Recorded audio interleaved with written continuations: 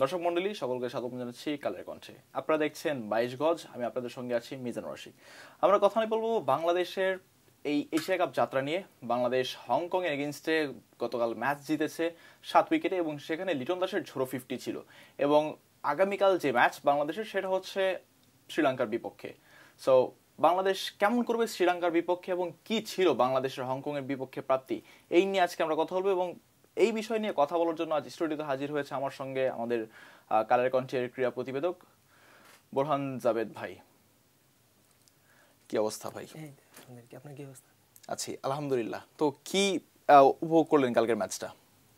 কালকের ম্যাচটা মানে প্রথম এশিয়া কাপে তো বাংলাদেশের প্রথম ম্যাচ ছিল, ওই জায়গা থেকে যদি বলি টিম ওয়াইজ পারফরমেন্সটা ভালো ছিল। আর যেটা হতে পারতো হচ্ছে যে মানে আরেকটু আগে রানটা চেস করতে পারলে হয়তো রান রেটের একটা, যেহেতু বাংলাদেশ এশিয়া কাপের এই গ্রুপ বিটাকে গ্রুপ অফ ডেথ বলা হচ্ছে, ওই জায়গা থেকে যদি হংকংয়ের দেওয়া টার্গেটটা আরেকটু আগে চেস করা যাইতো, সেক্ষেত্রে রান রেটের যদি পরবর্তীতে রান রেটের যে ব্যাপারটা আসবে সেক্ষেত্রে হয়তো এগিয়ে থাকতে পারতো। তবে ওভারঅল যে ব্যাপারটা মানে এই জয়টা টিম ওয়াইজ ভালো পারফরমেন্স ছিল। বিশেষ করে আমি যদি বলি কালকের উইকেটটা কিন্তু অত মানে ব্যাটিং ফ্রেন্ডলি ছিল না। আমরা যদি ওখানকার কমেন্টেটর বা হচ্ছে যারা অ্যানালাইসিস করছেন তাদের বিশ্লেষণগুলো দেখি, ওই জায়গা থেকে উইকেটটা খুব মানে ব্যাটিং ফ্রেন্ডলি ছিল না, একটু ট্রিকি ছিল। তো ওই ওই ওই জায়গা থেকে ব্যাটসম্যানরা হয়তো অত বেশি ঝুঁকি নেন নাই। আমরা যেটা পরবর্তীতে প্রেস কনফারেন্সেও তাহিদ হৃদয়ও যেটা বলেছেন যে উইকেটটা ব্যাটিংয়ের জন্য খুব বেশি মানে ভালো ছিল না, এই জন্য তারা জয়টাকেই বেশি ফোকাস করছেন। তো ওভারঅল বলবো ভালো ভালো একটা জয় সব কিছু মিলে। আফগানিস্তান হংকং এর এগেইনস্টে খেলে জয়লাভ করে সেখানে রান রেটটা বাড়িয়ে নিয়েছে। সো আমাদের কি একটা সুযোগ ছিল না হংকং এর এগেইনস্টে রান রেটটা ঠিক আফগানিস্তানের মতো বাড়িয়ে নেওয়া? না, এখানে যেটা হচ্ছে সুযোগ তো অবশ্যই সুযোগ সবসময় থাকে, কিন্তু কালকের উইকেট একটা বড় ফ্যাক্টর ছিল বাংলাদেশের জন্য। আর হচ্ছে যে মানে হংকংয়ের যে বোলিং লাইন আপ আমরা যদি দেখি, হংকংয়ের পেসাররা 115, 120, 117, 18 এই মানে এই গতিতে মানে বোলিংটা করছেন। তো ওই জায়গাটা থেকে আসলে ব্যাটিংয়ে দ্রুত রান তোলা খুব বেশি সহজ ছিল, মানে সহজ কাজ ছিল না। যে আমরা যেটা দেখে তার উপর মানে দুই ওপেনারই আমাদের যেটা লাস্ট কয়েকটা সিরিজে আমরা যেটা দেখতেছি, বাংলাদেশের ওপেনিং দুইজনের একজন একটা খেলাটা সেট করে দিয়ে যান। তো ওই জায়গায় হংকংয়ের বিপক্ষে আমরা সেই জিনিসটা দেখি নাই, দুই ওপেনারই খুব আর্লি আউট হয়ে ফিরে গেছেন। তো সেখান থেকে যেটা দরকার ছিল একটা পার্টনারশিপ দরকার ছিল, যেটা লিটন এবং তাওহিদের কাছে আমরা দেখছি। তাওহিদের ক্ষেত্রে যেটা হচ্ছে লিটন কিন্তু ভালো ফ্লোতে আসেন, লাস্ট কয়েকটা সিরিজেই নেদারল্যান্ডসের বিপক্ষেও ভালো man of the tournament series হয়ে তারপর হচ্ছে এশিয়া কাপে গেছেন। ওই জায়গায় বলবো লিটন ভালো ফ্লোতে ছিলেন, কিন্তু তাওহিদের ব্যাপারটা হচ্ছে যে লাস্ট কয়েকটা সিরিজে মানে উনি যে ওই কমফোর্ট জোনটাতে নাই। তো ওই জায়গায় হয়তো একটু নিজেকে উইকেটে থাকার চেষ্টা করছেন, ওই জন্য তার বলে মানে রান বল খুব বেশি ডিফারেন্স হয় নাই। ওই ওই জিনিসগুলো আসলে ছোট ছোট কিছু বিষয়ের একটু ডিফারেন্স তৈরি করছে আর কি। যদি তার উপর হচ্ছে যে লিটন আউট হয়ে যাওয়ার পরে আমরা দেখছি যে আরও একটা ওভার থেকে বেশি খেলা হয়ে গেছে। লিটন যদি ওই মুহূর্তে উইকেটে থাকতেন তাইলে হয়তো খেলাটা আরও একটু আগে শেষ হয়ে যেতে পারতো, সেই জিনিসটা আমরা দেখি নাই। কিন্তু আমি যদি মানে ওভারঅল যদি কালকে উইকেটের কথা আমরা চিন্তা করি এবং হংকংয়ের বোলাররা যে পেসে বলটা করছেন ওই জিনিসটা যদি চিন্তা করি, সেই জায়গা থেকে মানে বাংলাদেশের জয়টা খুব মানে খারাপ যে হয়েছে তা বলা যাবে না, মানে মোটামুটি ভালো বলা যায়। কিন্তু হ্যাঁ, আফগানিস্তানের যেটা বলছিলেন সবসময় তো আর মানে একই ধারা থাকবে না। আফগানিস্তান সেদিন তারাও শুরুটা ভালো করতে পারে নাই, কিন্তু পরবর্তীতে গিয়ে ম্যাচটাকে নিজেদের কন্ট্রোল থেকে তারপরে শেষ করছে। এখন দেখা যাক সামনে কি হয়।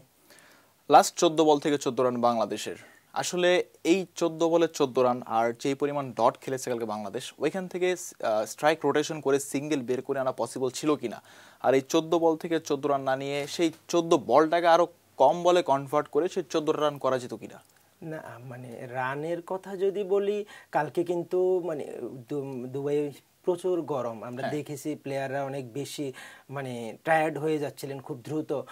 ওই জায়গা থেকে কালকে মানে রানিং বিটুইন দ্য উইকেটের কথা যদি বলি, এটা খুবই দুর্দান্ত ছিল। দুইজনই তাহিদ এবং লিটন দুইজনই অনেকগুলো 2 রান নিয়েছেন। তারপরে তাহিদের সঙ্গে তানজিদকেও আমরা দেখেছি অনেকগুলো 2 রান নিয়েছেন। তো ও মানে রানিং বিটুইন দ্য উইকেট এবং রান করার জায়গাটাতে আমি বলবো না যে খুব বেশি পেছাই ছিল বাংলাদেশ। যেটা হতে পারতো, তাওহিদ আরেকটু হয়তো মানে তাড়াতাড়ি খেলাটা শেষ করতে পারতেন, কিন্তু তাহিদ যে মানে হাত খুলে খেলার চেষ্টা করেন না, ব্যাপারটা তা না। তিনি চেষ্টা করছেন মারার জন্য, সামহাও বলগুলো তার ব্যাটে কানেক্ট হয় নাই। হয়তো এটা হইতে পারে একটা ব্যাটসম্যান যখন ফর্মে না থাকে আপনার, তখন এই ব্যাপারগুলা ঘটে আর কি ব্যাটসম্যানের ক্ষেত্রে, যেটা তাহিদের ক্ষেত্রে আমরা বেশ কিছুদিন ধরেই দেখতেছিলাম। কালকেও উনি একটু স্ট্রাগল করছেন, কিন্তু রানটা করছেন শেষ পর্যন্ত। তানজিদ তামিম পারভেজ ইমন, আমরা জানি যে পারভেজ ইমন আউট হয়ে গেলে তানজিদ তামিম ভালো খেলেন, আবার তানজিদ আউট হয়ে গেলেন পারভেজ ইমন ভালো খেলে। তো আমরা গত ম্যাচে দেখলাম যে দুইজনই হচ্ছে 13 আর 19 আউট হয়ে গেলেন। সো এই দুইজন পরবর্তী ম্যাচে কামব্যাক করতে পারবে কিনা? কামব্যাক করতে অবশ্যই পারবে, কামব্যাক করতে না পারার তো আসলে কিছু নাই। তার উপর শ্রীলঙ্কা বাংলাদেশের জন্য খুবই পরিচিত একটা অপোনেন্ট। তো ওই জায়গায় দুইজনেরই ভালো করার সুযোগ আছে, শুধু দুইজনেরই না, দল হিসেবেও বাংলাদেশের কালকে শ্রীলঙ্কার বিপক্ষে ভালো করার যথেষ্ট সুযোগ আছে। কারণ খুবই পরিচিত একটা অপোনেন্ট, মানে প্লেয়াররা প্লেয়ারদেরকে চিনে, অনেক বেশি খেলা দুই দলের বিপক্ষে অনেক বেশি, দুই দলের বিপক্ষে অনেক বেশি খেলছে। লাস্ট যদি আমরা দেখি, রিসেন্টলিও শ্রীলঙ্কায় গিয়ে বাংলাদেশ খেলে আসছে, 3 ফরম্যাটেই খেলছে। বিশেষ করে যদি বলি টি-20তে বাংলাদেশ শ্রীলঙ্কাকে সিরিজটা হারাইছে। তো ওই জায়গায় আসলে মানে তানজিদ তামিম এবং শুধু পারভেজ ইমন না, সবারই ভালো করার যথেষ্ট সুযোগ আছে। বাংলাদেশের যখন 16 ওভার হয়ে গিয়েছিল এবং রানটা আর একটু বেশি দরকার ছিল, তখন 2014 টি-20 বিশ্বকাপের কথা মনে পড়েছিল কিনা আপনাদের? না, এটা আসলে মনে পড়ার না, কালকে খেলাটা আসলে কন্ট্রোলে ছিল। যখন বাংলাদেশ রানটা চেজ করতে গেছে, প্রথম 2 উইকেট তানজিদ এবং পারভেজ আউট হওয়ার পরে খেলাটা তাহিদ এবং লিটন খুবই ভালো কমান্ডিং ওয়েতে তারা ব্যাটিংটা করছে, নিয়ে কন্ট্রোলে ছিল। ওই সিচুয়েশন চিন্তা করার মতো আসলে কালকে মানে ওই জায়গায় যায়নি। যেতে পারতো হয়তো, হংকং যদি আরও কয়েকটা উইকেট দ্রুত নিয়ে নিতে পারতো, সেক্ষেত্রে হয়তো আমরা ওই জিনিসটা দেখতে পারতাম যে একটা প্রেশার সিচুয়েশন থাকতো। কিন্তু সেটা আসলে লিটন মানে স্পেশালি যদি বলি, লিটন হতে দেন নাই। তিনি যে মাপের ব্যাটসম্যান, আমরা আসলে তার ক্ষেত্রে কনসিস্টেন্টের একটা মানে ঘাটতি দেখি। কিন্তু মানে ক্যাপ্টেন্সি পাওয়ার পরে আমরা দেখতেছি উনি ভালো ব্যাটিং করতেছেন ধারাবাহিকভাবে, সেটারই একটা প্রতিফলন কালকে আমরা দেখলাম, হংকংয়ের বিপক্ষে দেখলাম। খুবই সুন্দর একটা ইনিংস খেলছেন বলবো, মানে যে সিচুয়েশন থেকে খেলাটা বের করে আনছে, খুব মানে বাংলাদেশের জন্য ভালো ছিল। সব কিছু মিলে যদি খেলাটা আর একটু দ্রুত শেষ হইতে পারতো, তাইলে হয়তো বলা যেত যে মানে 100 বাংলাদেশ হংকংয়ের বিপক্ষে শেষ করে আসছে। কিন্তু রান রেটের ব্যাপারটা যদি আমরা পরবর্তীতে চিন্তা করি, সেই জায়গায় একটু পেছায় আছে। ওকে, নেক্সট ম্যাচ হচ্ছে বাংলাদেশের শ্রীলঙ্কার বিপক্ষে রাত 8:30 আবুধাবিতে। সো রিসেন্ট বাংলাদেশ শ্রীলঙ্কাকে সিরিজ হারিয়েছে, টি-20 সিরিজ। এই ম্যাচটা বাংলাদেশের বিপক্ষে শ্রীলঙ্কার জন্য প্রতিশোধের ম্যাচ হবে কিনা? প্রতিশোধ, দুই দলের আসলে যে ইতিহাস আমরা সাম্প্রতিককালে দেখে আসতেছি, ওই জায়গায় অবশ্যই একটা মানে একটা উত্তেজনা থাকবে। এটা আসলে দুই দলের, যদি 2018 নিধাস ট্রফি থেকে চিন্তা করি, ওই সময় থেকে দুই দলের যখনই মুখোমুখি হয়েছে, তখন থেকেই একটা আলাদা একটা চার্ম থাকে দুই দলের ক্ষেত্রে, যে ম্যাচটা জিততেই হবে। সেই ব্যাপারটা কালকেও থাকবে, যেহেতু এশিয়া কাপের মঞ্চ, অবশ্যই ওই যেটা থাকবে, ওই উত্তেজনা, ওই চার্মটা থাকবে দুই দলের মধ্যেই। কালকের ম্যাচে কার কাছ থেকে নাগিন দেখতে চান? না, আসলে নাগিন দেখতে চাই না, আমরা চাই একটা ভালো ম্যাচ, এবং অবশ্যই বাংলাদেশের মানুষ হিসেবে তার বাংলাদেশের জয়টাকে আমরা আশা করব, ওই জিনিসটাই। নাগিন আসলে খুব বেশি দেখার ইচ্ছা নেই। আপনার ম্যাচে আপনার প্রেডিকশনটা কি হতে পারে আগামীকালকের ম্যাচের জন্য? আমার প্রেডিকশন যদি বলি, বাংলাদেশের আসলে বোলিং ইউনিটটা খুবই ভালো একটা ইউনিট আমরা বলবো সোফার।